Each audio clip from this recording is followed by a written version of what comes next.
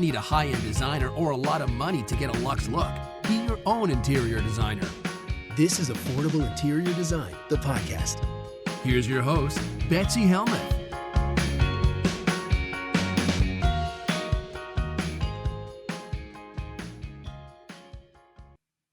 All right, let's get to my next question. My next question comes from Cedar Crest, New Mexico. Veronica is writing. She says, "Hello, Betsy. We are building our forever home. After years of planning, we have our foundation and the framing is well underway. But when I walk into our great room, which was my number one request for our house, I'm afraid we've made a huge mistake. Our living room, which is the center of the home, feels so tiny. As you can see in the blueprint, you walk into a small entryway with two closets, and then straight ahead is the living room, which opens right to the kitchen and then an angle to the dining room.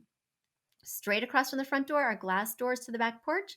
Between the living room and the door is a walkway to the kids' room. I thought I wanted this, but now I'm wondering, how do I make this tiny living room with walkways on both sides into a cozy living room? I was imagining a big, cozy sectional facing the fireplace TV, but now I don't even think we have room for that. The living room space without the walkways is 17 by 14. What can I fit in here? Are there rules for how much space a couch needs without suffocating the space? Can I have a couch? Can I have a chair? How about a coffee table? If so, what kind of sectional could I incorporate? Help me, Betsy, please. All right, guys. Well, you've heard me say this before, and I will say it again.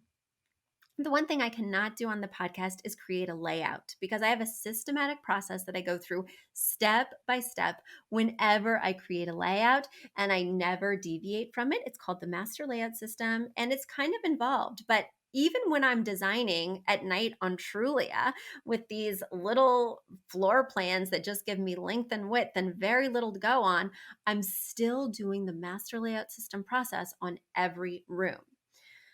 All right, let's look at this, Veronica, because your floor plans are also not totally clear. You use both the term great room and living room. Typically, those are different rooms. The living room might be more formal, oftentimes may not have a TV, and the great room typically has vaulted ceilings, typically is pretty great in size, and oftentimes has a TV. I'm fine with you using those terms interchangeably. This is your house, for gosh sakes. But none of the rooms on your floor plan are labeled, not with room names nor with measurements. So it's kind of difficult to understand exactly what's going on. From your description, I know that your room is 17 by 14, and that's a very good size. But you did mention that there's lots of walkways cutting through the space. It's difficult for me to truly understand the space based on some of the notations here. Oh, I guess if I zoom in very tiny print, there are measurements. Okay, so I stand corrected on that. There's just very tiny print. I got to put my readers on. Guys, I just went to the eye doctor and I now have zoom in glasses. I don't call them readers yet because I don't have to carry them around to see menus, but that means that that's on the horizon. I know what that means. There are lots of different sectional options. I would ask yourself whenever you're considering a sectional, am I going to be here a long time? Check. Because the right arm, the left arm, the short arm, the long arm, these differentiations, these options may not work well with you when you move to your next space. But you mentioned that this is your forever home. I would ask you if you're a big entertainer or if you love to snuggle with your family and you have, a family of 4 or more, because otherwise a standard sofa might just fit the bill and it would be more affordable. It would be easier to get with these supply chain issues, and 3 or fewer could easily cuddle up on a sofa. It's when you have 4 or more that a sectional comes in handy. But keep in mind that on a sectional, the focal point being the TV is typically on one wall, and typically you can only see that from one arm of the sectional. So sectionals are great for people who entertain because they can have couples over and talk without being parallel to each other because they're perpendicular and they can still see without touching each other. But for TV viewing, you're all still going to be on one arm ideally. So I'm just going to put that out there. Um, so that's a question that you want to ask yourself. And then the gist of the master layout system is that you try every possible option, starting with the highest priority pieces and moving down to the lower priority zones. So that way you can determine the perfect floor plan for your needs and for this space. So I would start by considering a sectional and move it around the space. Of course, you'll want the primary arm, the longer arm, to face the focal point, which you mentioned is the fireplace slash TV. Then you'll fill in with all those other zones, like say the additional seating, say some storage, whatever else you're wanting to do in this space, maybe a gaming table, or maybe you're just going to rely on that coffee table. And try those different things throughout the space to make sure that they work with a coffee table. If you're finding that things are too constrictive, then you may want to go back to just a standard sofa with a coffee table. But I would be quite clear in the fact that you do need a sofa or sectional. You absolutely do need a coffee table. I mean, you've got to put your drink, your book somewhere. You do want to be mindful of the walkways. You can use a large area rug to define the living zone in this sort of open flex space that's open to the kitchen, open to these walkways. The rug may come in very handy. Um, and ultimately, it is what it is. Like, you can't expand this room, right? So try and make all your dreams come true within the confines of this floor plan, because it doesn't sound like we could go back to the drawing board and change anything. The key is optimizing what you have here. Now, just some general rules of thumb for spacing. You want to make sure that your walkway has at least 30 inches. So you need 30 inches clear without hitting a piece of furniture, and you could go up to 36.